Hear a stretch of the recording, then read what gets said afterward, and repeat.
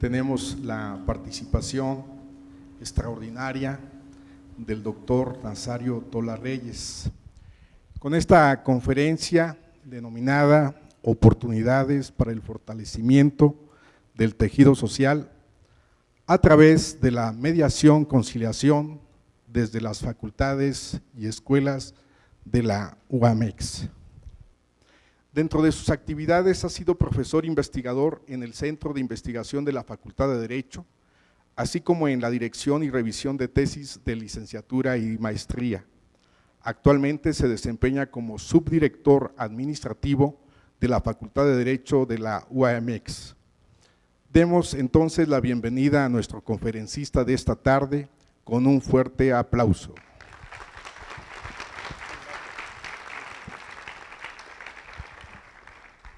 Muchas gracias. Inicialmente con gran humildad quiero dar el agradecimiento a todos y cada uno de ustedes que se dan el espacio de tiempo para estar aquí y poder compartir un poco con los que sabemos, se supone, un poquito más de los medios alternos. No es cierto, todos estamos aprendiendo en esta área del conocimiento que es incipiente. A ustedes, obviamente a las autoridades, maestro Navarrete Villarreal, que es el director de los centros de mediación en el Estado de México, muchísimas gracias por la invitación. Obviamente al director de la Escuela Judicial, el doctor Rojas Amandi, que también nos da la oportunidad para estar aquí, al presidente del Tribunal Superior de Justicia, que por la mañana estaba acá para la inauguración respectiva, y obviamente desde la institución, al interior de mi escuela, a donde pertenezco, es la doctora Inocenta Peña Ortiz, nuestra directora de la Facultad de Derecho. A todos ellos muchísimas gracias por esta oportunidad. Y bueno, me voy a mover un poquito aquí con su permiso, magistrado. Como ustedes pueden ver, acá tenemos la preparación de un título que, bueno, de repente puede ser para ustedes innovador o no innovador, porque probablemente tengan ya conocimiento de que existen los medios de que existen los métodos alternativos de solución de conflictos, pues en muchas áreas del conocimiento, particularmente si se observa desde la perspectiva del derecho o de la justicia, pues es importante identificar que desde ya, algunas ocasiones en una rama del derecho, por ejemplo, derecho laboral, pues tiene décadas la mediación laboral. Entonces es muy importante para llevar a cabo el contraste con estas nuevas formas que, bueno, obviamente están previstas en la ley desde el año 2008, ustedes lo saben, en ámbito penal, que aparecen las nuevas figuras jurídicas que dan pie o sientan las bases, los principios o fundamentos para efectos de que pueda existir la mediación y la conciliación. Algunos otros pensadores dentro de las corrientes también del pensamiento de derecho penal observan a los medios alternos de solución de conflictos como la posibilidad que puede tener para ¿cómo se llama este fenómeno de hacinamiento dentro de los centros de readaptación social? Para decir, bueno, pues es que sí, están documentados. Ustedes pueden ver, por ejemplo, productos académicos del CIDE, el del túnel de manera particular, en donde se documenta de manera muy precisa y dice, bueno, usted mujer, ¿por qué está aquí y a cuántos años le sentenciaron? Bueno, pues me robé un oso de peluche y me sentenciaron a 7 años con 6 meses. Es todo lo que tienen en mi contra, es lo que ella declara en ese documental que arma el CIDE, fue un oso de peluche.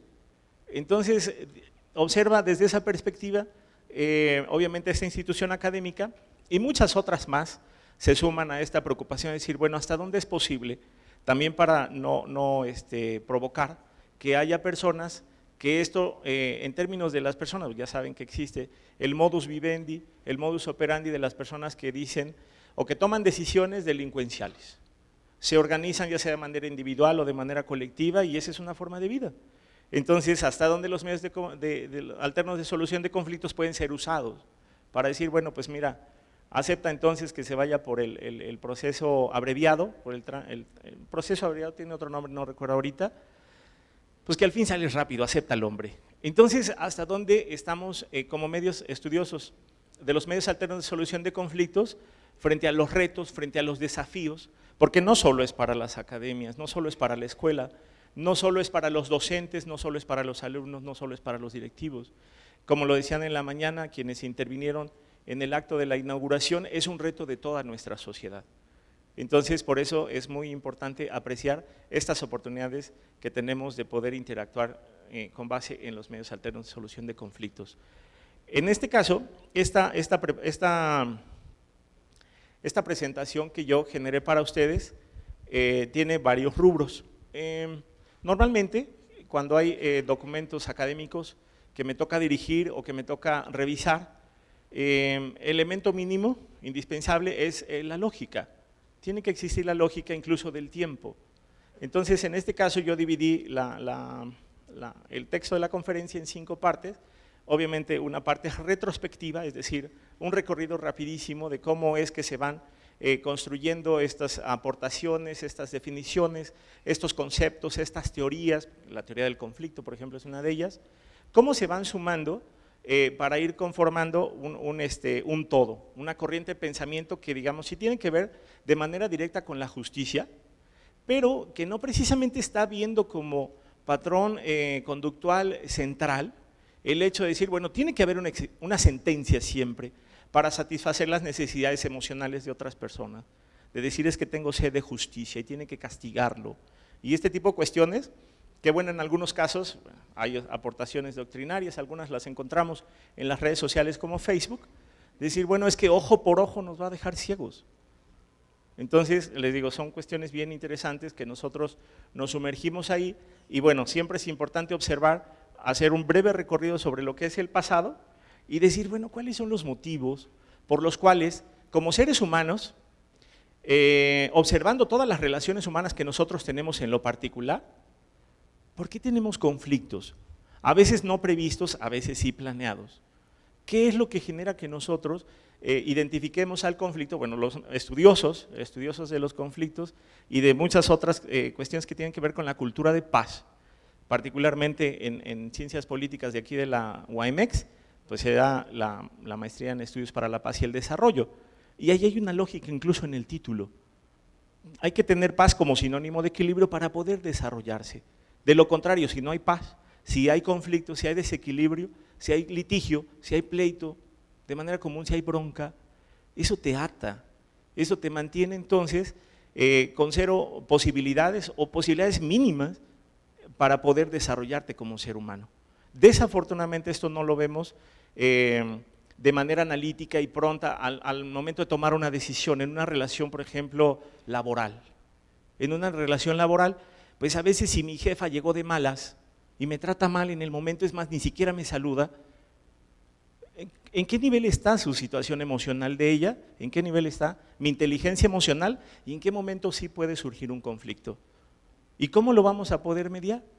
Porque esto entonces es parte sustantiva de lo que tienen que estudiar y lo que ya están estudiando satisfactoriamente ahí los alumnos que ustedes saben, y bueno, para los que no saben, que no son de este estado, en el ámbito personal, sean bienvenidos.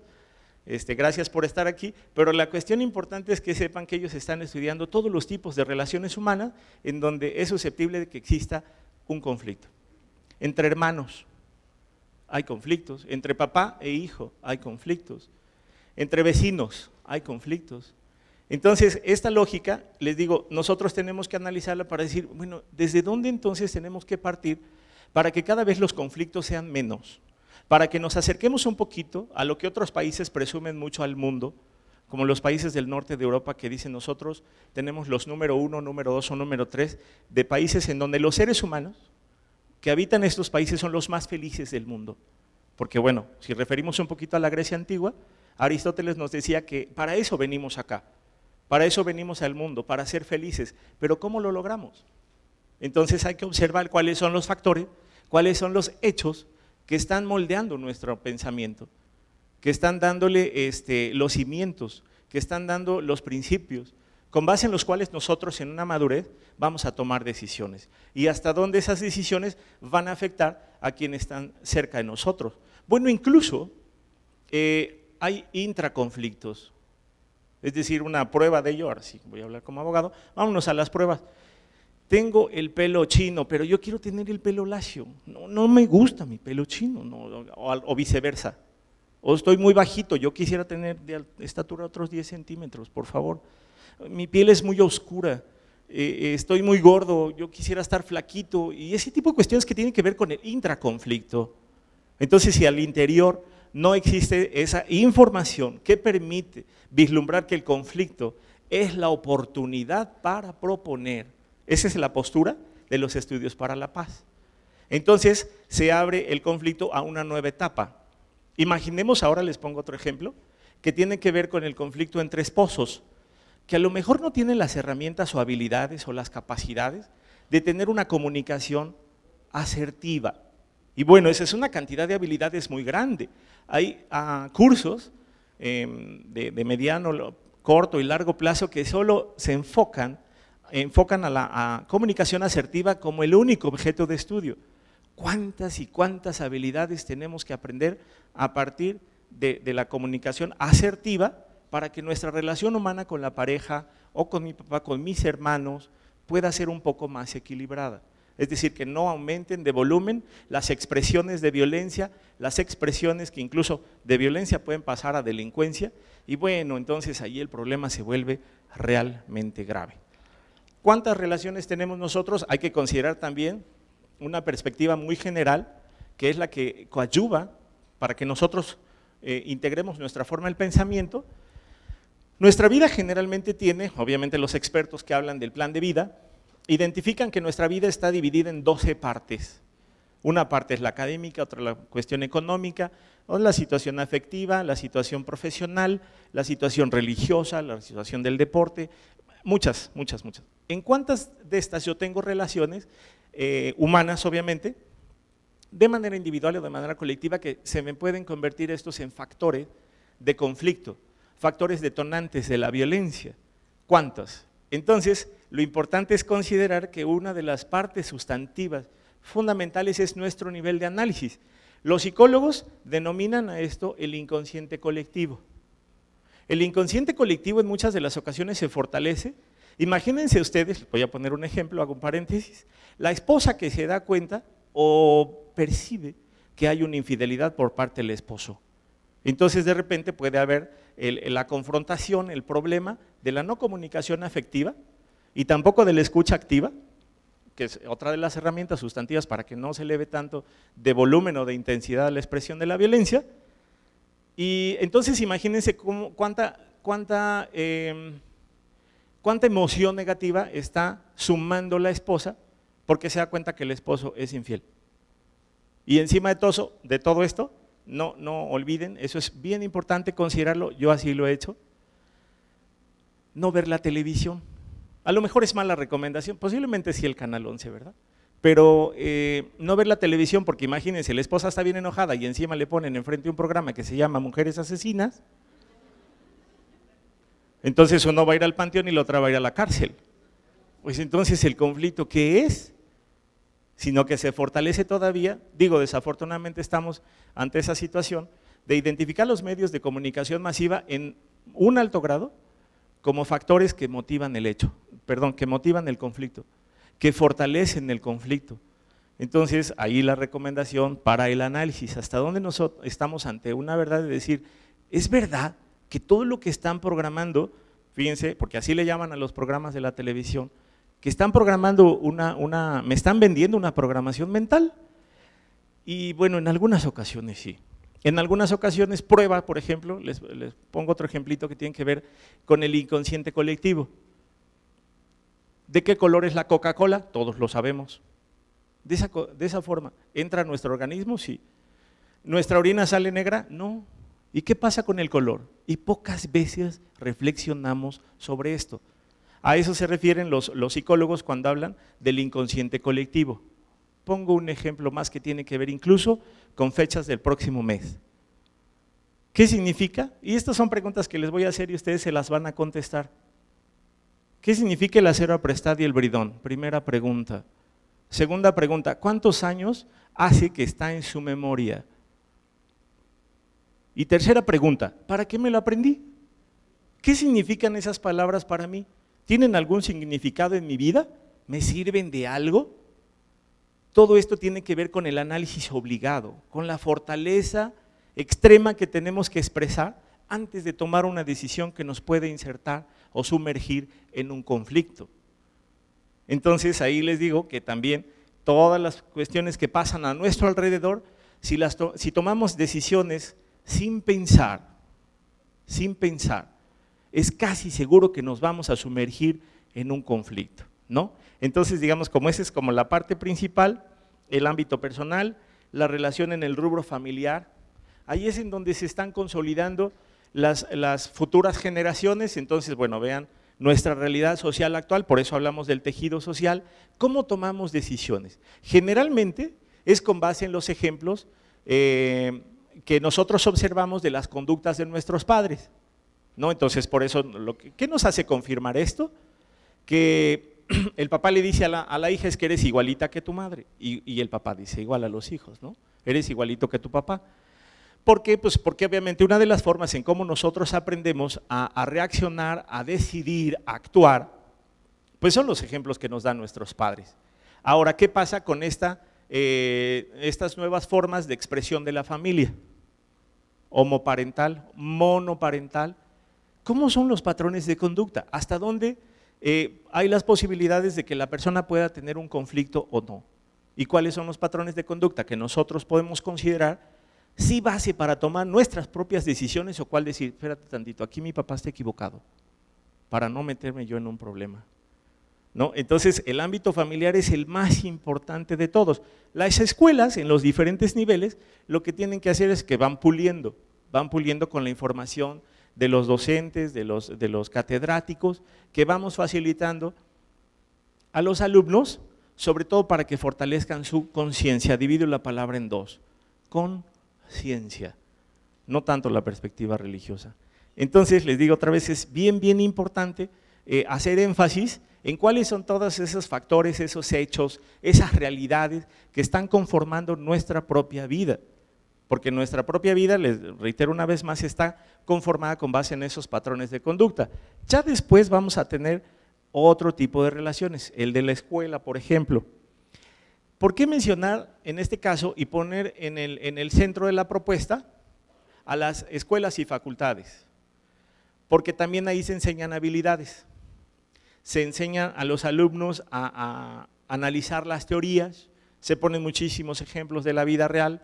¿Qué es lo más importante? Que pues también operen las normas que están aprendiendo dentro de la facultad, para que conozcan y tengan un aprendizaje significativo. El aprendizaje significativo es la suma del conocimiento teórico de aulas al conocimiento práctico.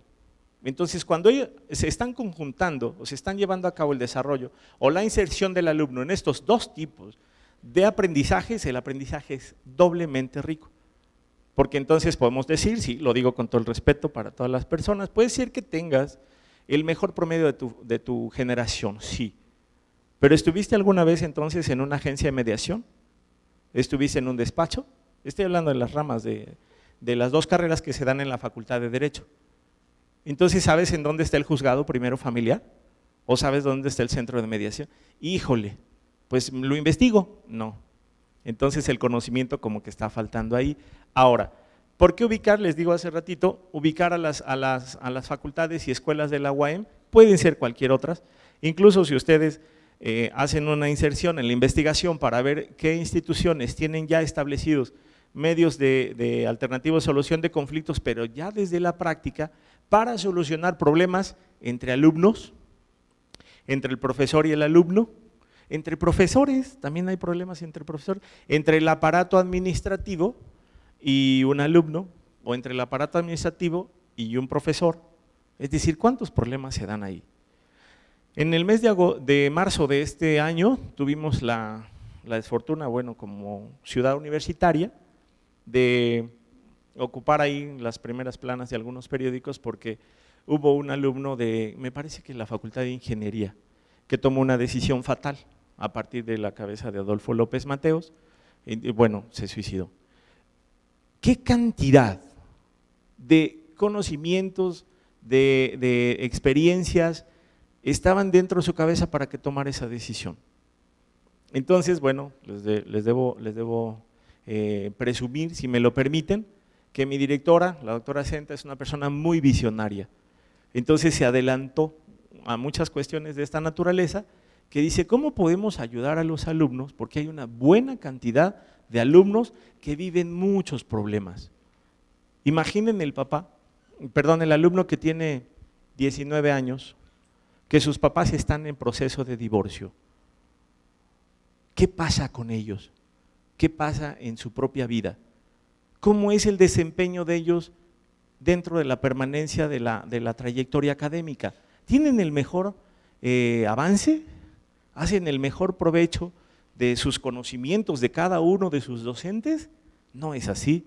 Algunos pueden caer en casos extremos, en casos de depresión, se alejan, simplemente no entran a clases, se sustraen ahora sí a los grupos colectivos a los que pertenecen de manera normal, pierden contacto con sus profesores, etcétera. Entonces estas personas presentan oportunidades para que su propia institución les extienda la mano y ven para acá.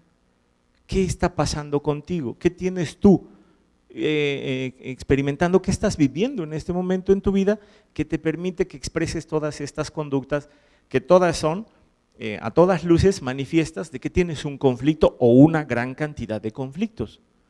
Entonces aquí el reto es para las instituciones también escuchar a los alumnos y obviamente que no tiene que ser con base en la propuesta de decir, bueno, mira, haz esto, haz esto, haz esto. No.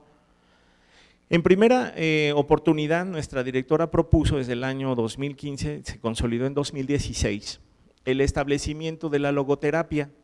Logoterapia, bueno, si hay algunos de aquí que sean psicólogos, les queda perfectamente claro qué son los logoterapeutas. Y dentro de ellos, uno de los ejes centrales de esa corriente del pensamiento es identificar la propuesta de Aristóteles, que les decía yo hace ratito, el ser humano ¿a qué vino a la tierra? ¿Cuál es tu objetivo? ¿Cuál es tu misión? ¿Para qué estás aquí?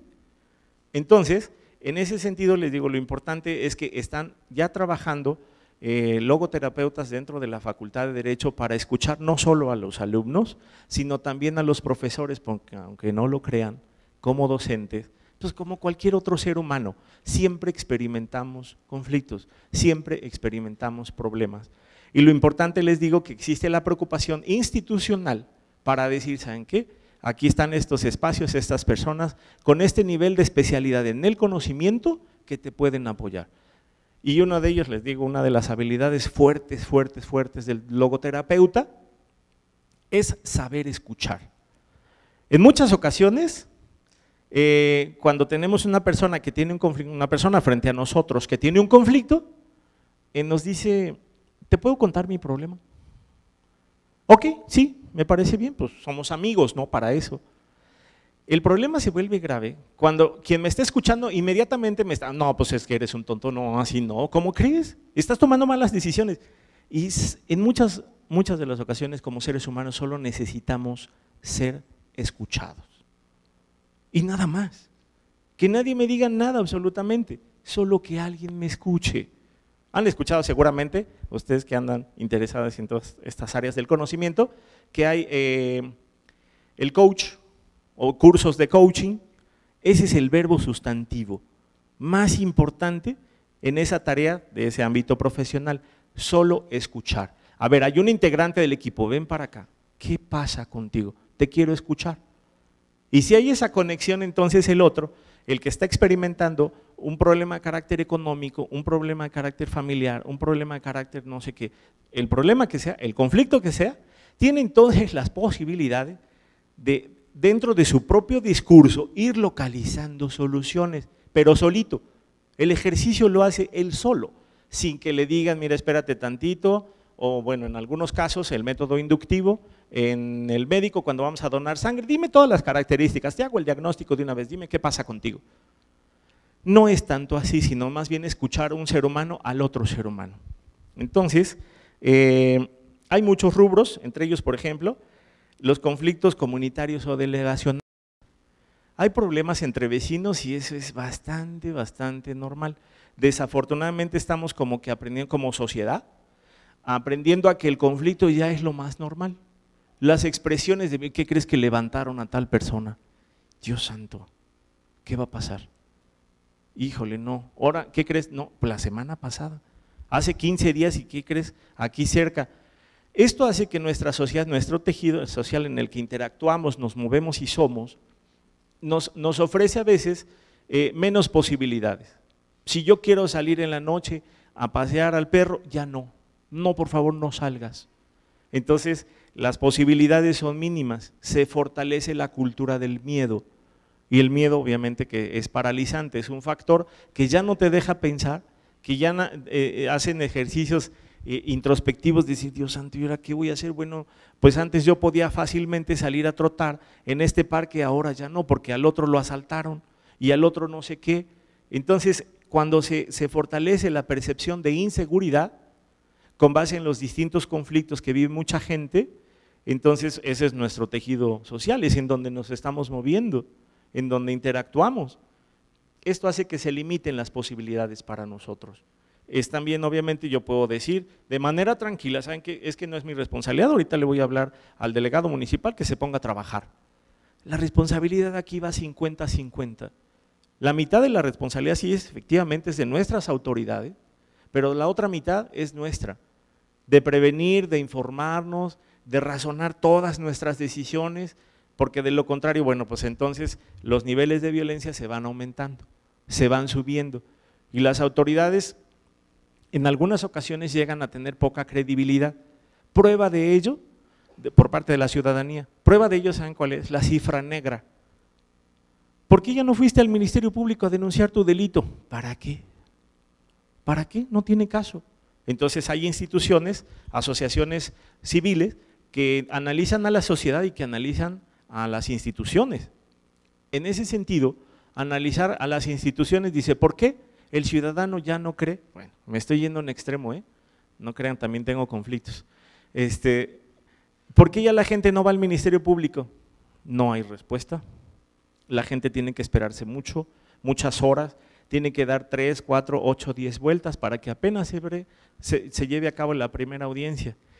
Los medios alternos de solución de conflicto, no en contraposición, pero sí desde una perspectiva distinta, ofrecen esa posibilidad, que es sumamente trascendental, la preparación del ser humano.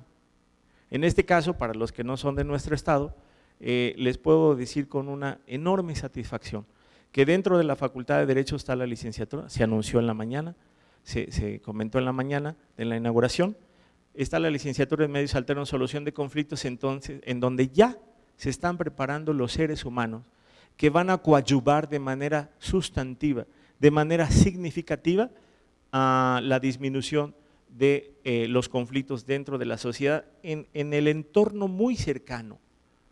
Es decir, como seres humanos, ustedes saben, todos lo sabemos, el conflicto es inherente a nuestra forma de ser. Es decir, es como nuestra sangre. La situación es cómo afrontamos el conflicto. Entonces, en muchas de las ocasiones, no sabemos cómo afrontar el conflicto. Y para ese efecto se están preparando estas personas, seres humanos igual que todos, para tener todas las habilidades, porque hagan de cuenta que así como el abogado es consultado para resolver un problema legal, y como abogados nosotros tenemos que hacer un traje a la medida. Así los futuros mediadores, que ahorita los de la primera generación están en el 7º semestre, que ya están cerquita de acercarse a las realidades sociales, ahorita algunos ya están insertos en su servicio social y en sus prácticas profesionales para que sepan, vayan sensibilizándose de manera personal, sintiendo cómo vive el conflicto esa otra persona. Porque no es lo mismo que desde las aulas nosotros podemos llenarnos de análisis, de ejemplos, etcétera, etcétera. Muchas gracias. Para efectos de decir, bueno, pues analiza y tú qué harías y cuáles son tus habilidades y qué le propondrías, etcétera. Bueno, los niveles de análisis son muy buenos, pero ¿cuál es la realidad? ¿Y qué tan dentro de la realidad están? ¿No? Les digo, por eso desde la escuela es que se propone, a lo mejor al final pudiera considerarse la posibilidad, seguramente esto ya lo han escuchado ustedes en otras instituciones, que se pueda crear una coordinación de mediación pero propia, porque allí en el lugar en donde se establece, perdón, en donde nace el conflicto, en ese mismo lugar puede atenderse. ¿Qué pasa si no se atiende al conflicto de manera correcta, de manera acertada, de manera exacta o precisa? que el conflicto tiende a crecer, tiende a crecer. Entonces, fíjense que este es uno de los valores más importantes de los medios alternos de solución de conflictos. Que las personas que experimentan el conflicto tengan de inicio, casi de inicio del conflicto, tengan la información para poderse acercar a la solución de ese conflicto. De otra manera, con base en la desinformación, que bueno, se le puede llamar también de ignorancia, que también la ignorancia da mucha seguridad en las decisiones. Es decir, una persona decide con la seguridad que le da la ignorancia, pues seguro entonces se garantiza insertarse en un conflicto. Y si el conflicto es meramente emocional, bueno, ¿para qué les digo? Tenemos que tener equilibrio emocional como personas, inteligencia emocional.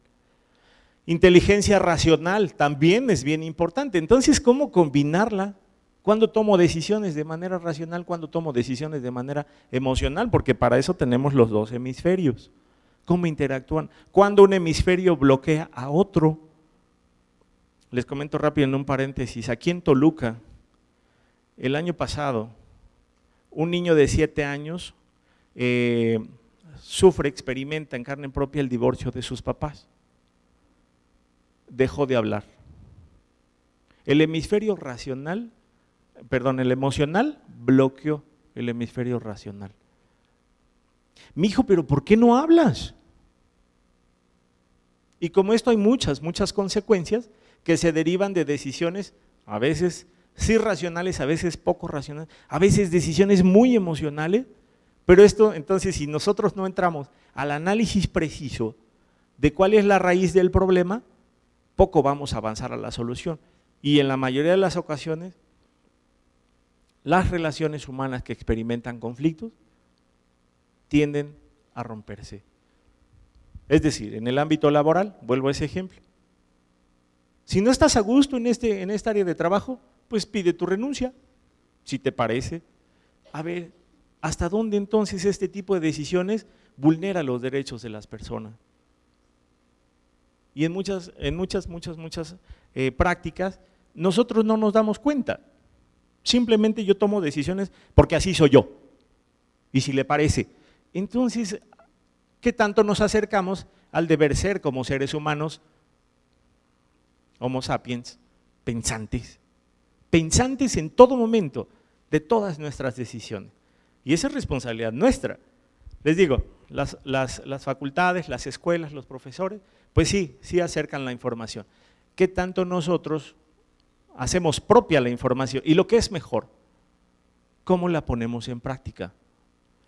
Porque de esa manera entonces seguro es que si tenemos la información, esa es como una regla de oro, a mayor información, mejor decisión.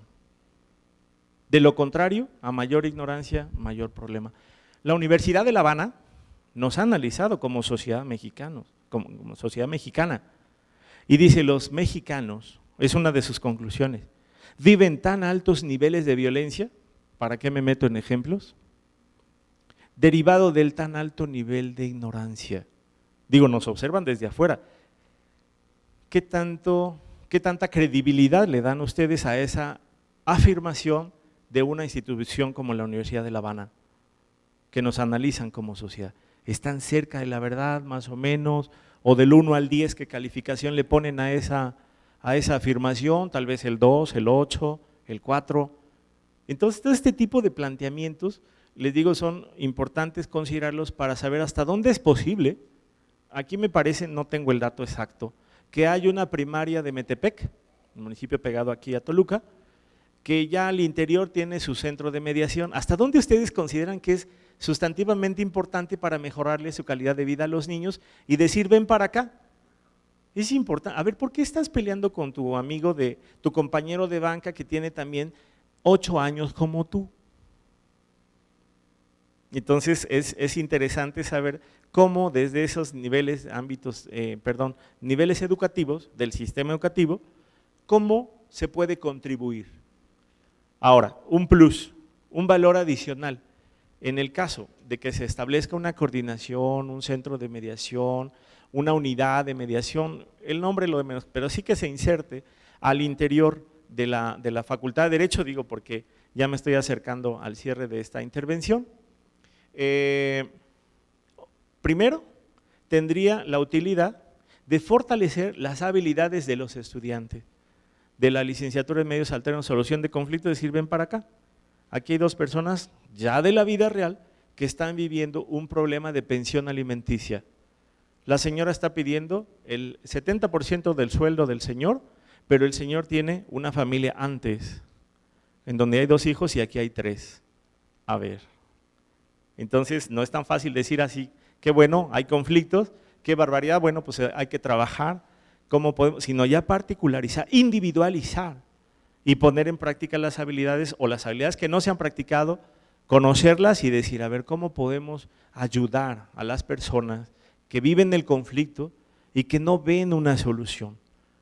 De inicio, volviendo al tema del matrimonio, del derecho familiar, de inicio muchas parejas consideran que el divorcio es la solución a todos sus problemas. No es cierto, porque van a ser padre y madre para toda la vida de sus propios hijos.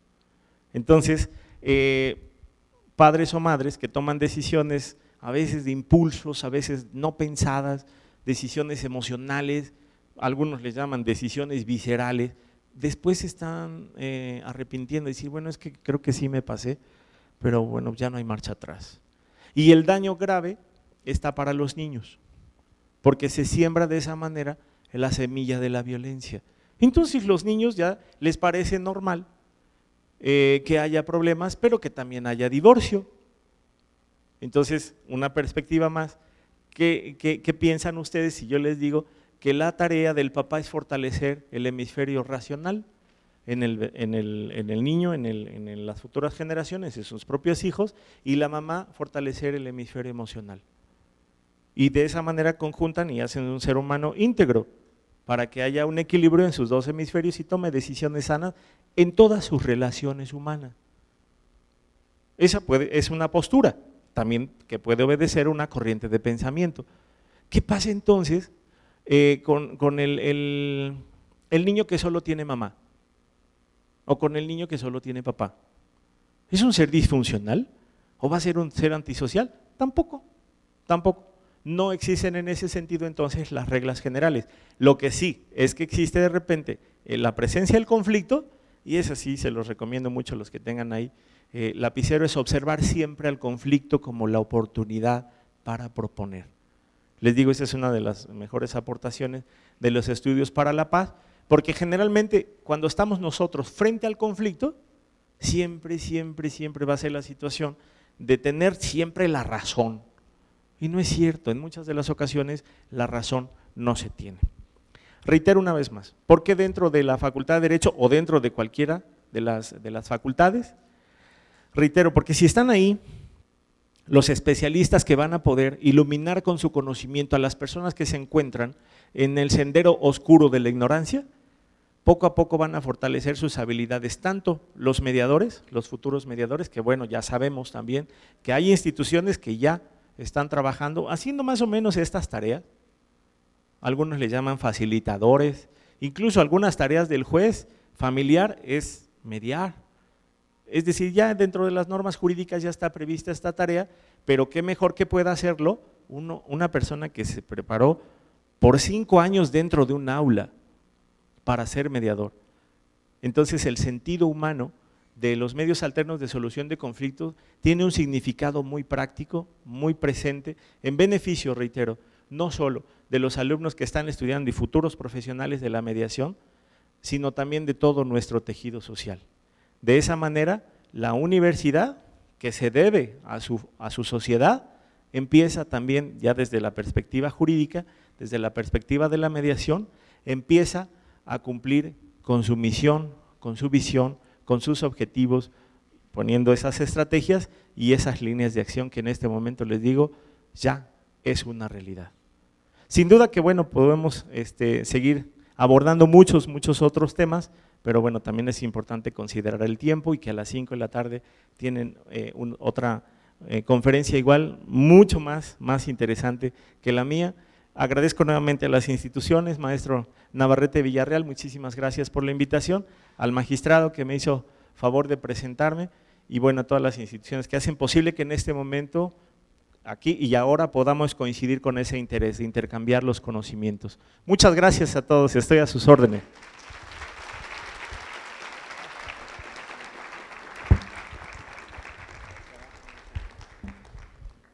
Agradecemos la brillante y magistral conferencia que hoy nos ha compartido el doctor Nazario Tola Reyes. Y bien, abriríamos un espacio de preguntas y respuestas. Pedimos amablemente quien tenga el deseo de formular alguna pregunta, nos diga su nombre y su procedencia.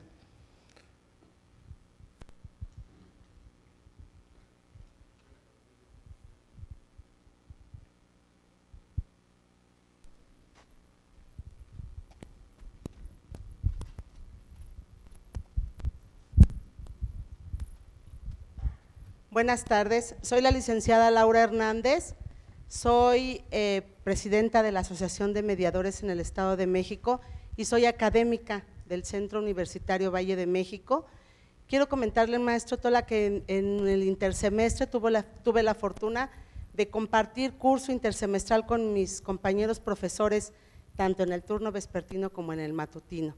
Me da mucho gusto que tengan esta propuesta de insertar salas de mediación, centros de mediación, que haya esta coordinación ya como parte de una política en la universidad, porque bueno, durante mucho tiempo yo lo pretendía hacer, tengo 15 años de ser académica y además, bueno, pues también casi al mismo tiempo de estar en la mediación y no habíamos podido insertar un programa y bueno, pues mi pregunta en específico es, ¿ya existe el programa como política pública, un programa, o sea, ya será parte del programa de la universidad y ya podremos instalar en el centro universitario una sala de mediación?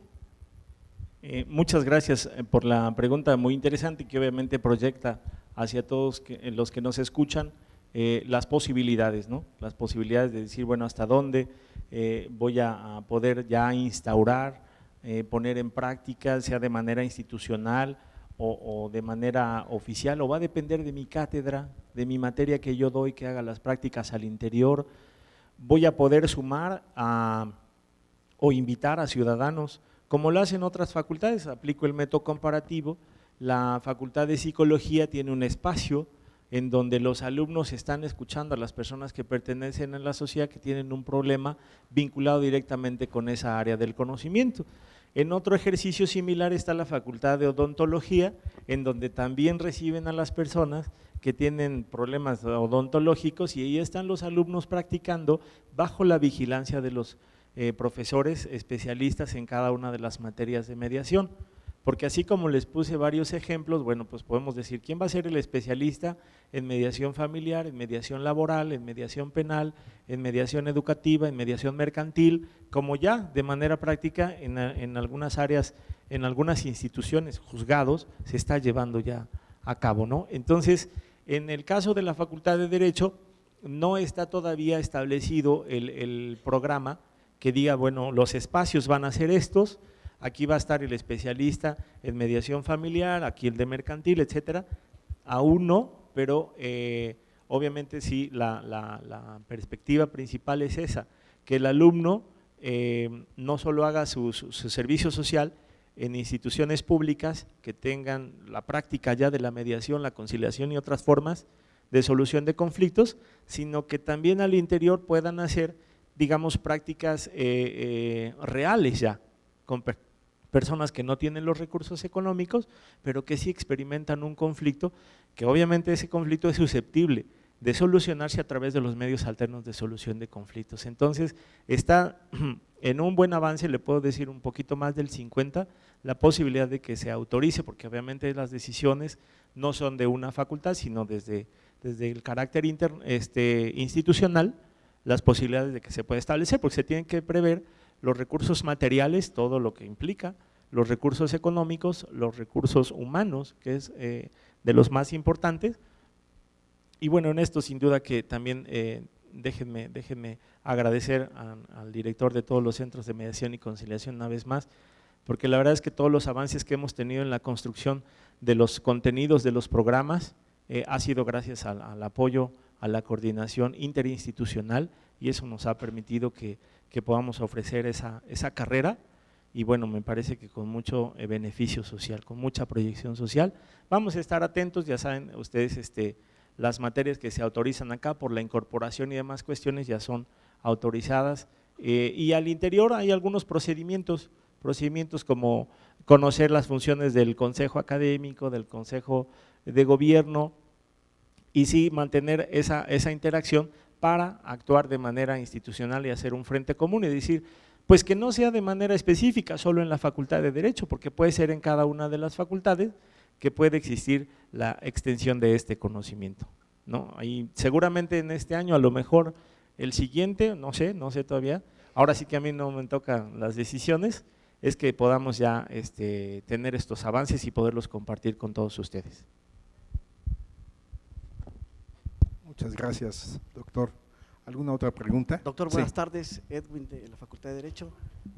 Tengo una pregunta muy en específico. ¿Cómo evaluaría usted esta función social, esta responsabilidad social de la universidad en la materia de mediación y conciliación?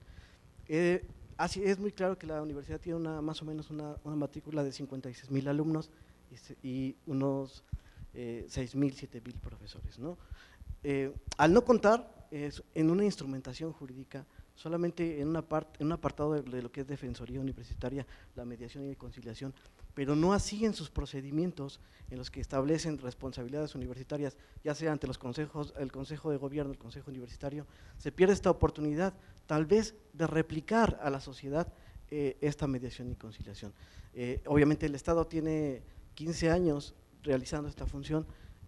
¿Cómo evaluaría usted a la universidad como responsable socialmente de que cada uno de los alumnos sea un replicador hacia afuera, hacia su casa, hacia la colonia en los que ellos viven? Gracias, doctor Edwin, por la pregunta. Sí, efectivamente tiene que existir esta perspectiva institucional general, porque obviamente pues son 49 licenciaturas, es arriba de 80,000 alumnos, pero bueno, les comentaba hace ratito y me gusta mucho aplicar el método comparativo, porque por ejemplo en lo que es una realidad ya práctica ahorita y ya desde creo que décadas, no sé si 20 o 30 años, existe ya por ejemplo un consultorio médico, es la presencia de la Facultad de Medicina en todas las preparatorias y en todas las facultades. Esto implica que hay un especialista conocedor de las ciencias médicas que va a cumplir dos funciones: la medicina preventiva, es decir, va a orientar a la persona que probablemente pueda tener un problema de salud para efectos de prevenir mayores daños o mayor vulneración de su salud por sus decisiones, y la medicina correctiva no en todos los niveles, obviamente decir, bueno, aquí están estas pastillas, este tratamiento, tal y tal y tal, pero a la vez se está extendiendo la cultura de la salud preventiva y de la salud correctiva, es decir, se les está dando a las personas, a todos los integrantes de la comunidad universitaria, la información que es la base para la toma de su mejor decisión. En ese sentido, creo posible que puede ser que exista en cada espacio académico, en cada facultad, en cada preparatoria, en cada escuela, una unidad de mediación en donde va a estar un especialista que va a ser como el termómetro, es decir, ¿cuántas consultas tuviste en esta semana? ¿Cuántas en esta quincena? ¿Cuántas en este mes? ¿Cuántas al año? Para ir considerando hacia el interior la necesidad de que crezca en ámbitos de especialización o que permanezca, pero el objetivo real es bastante claro, que se fortalezca en todos los integrantes de la comunidad universitaria, profesores, alumnos y personal administrativo, la cultura de la mediación como métodos importantes, bases, sustantivos, fundamentales para disminuir los índices de violencia y de delincuencia dentro de nuestra sociedad. Espero haber respondido, doctor. Gracias. Daremos paso a una última pregunta por el tiempo que también nos está rigiendo. Sí, adelante, por favor. Buenas tardes, maestro Tola. Buenas tardes. Soy Ana Gabriela, alumna de la Facultad de Derecho, licenciatura en Medios Alternos de Solución de Conflictos. Quería generalizar una problemática que tenemos como alumnos de la Facultad de Derecho, en específico de la licenciatura, acerca de que en la ley dice que para trabajar como mediador o facilitador de una institución pública requerimos 30 años cumplidos de edad, y nosotros vamos a salir de la licenciatura de 23, 26 años aproximadamente. Entonces, sí es una problemática que me atrevo a generalizar y que nos preocupa a la mayoría. Gracias. Muchas gracias, muy interesante pregunta, futura mediadora Ana Gaby. Fíjense que es una parte de todos los cambios que tienen que existir dentro de la normatividad jurídica. Es seguro, casi seguro, que tiene que existir reforma a esa ley para abrir la opción, porque de ya les voy a comentar algo que es real y que es práctico. A partir del próximo año 2019 hay nuevos, bueno, en algunos casos, de los 125 municipios de nuestro estado, hay nuevos mediadores y conciliadores en cada municipio.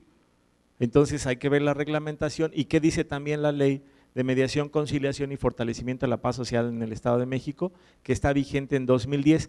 No es una sola ley que rija todo el marco, o más bien todo el mercado laboral, porque nos queda claro, en la mañana teníamos una visitante acá y eso es muy bueno, de Costa Rica.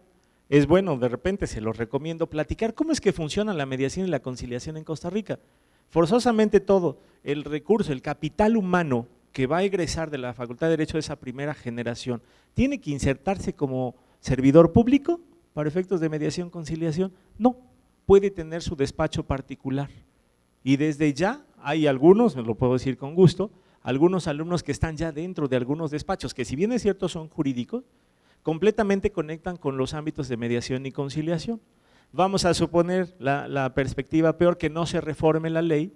Bueno, entonces si su aspiración es ser servidora pública, puede tener su despacho particular desde el primer año de egreso, trabajar 6, 4, 5 años, los que sean, y decir tengo todos estos años de experiencia, para que del servicio de la iniciativa privada, es decir, de su despacho, en Costa Rica le llaman agencia de mediación, acá sería despacho de mediación, que ya hay algunos aquí en Toluca trabajando, en donde pudieran realizar sus prácticas profesionales o su servicio social, ahí ya van agarrando la experiencia.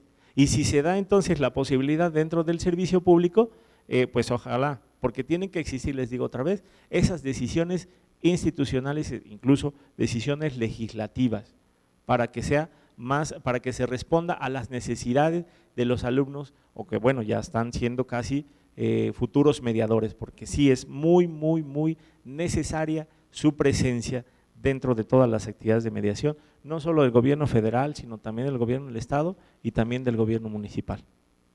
Gracias. Bueno, pues nuevamente brindemos un fuerte aplauso a nuestro doctor Nazario Tola Reyes por su brillante y magistral conferencia. Muchas gracias, doctor.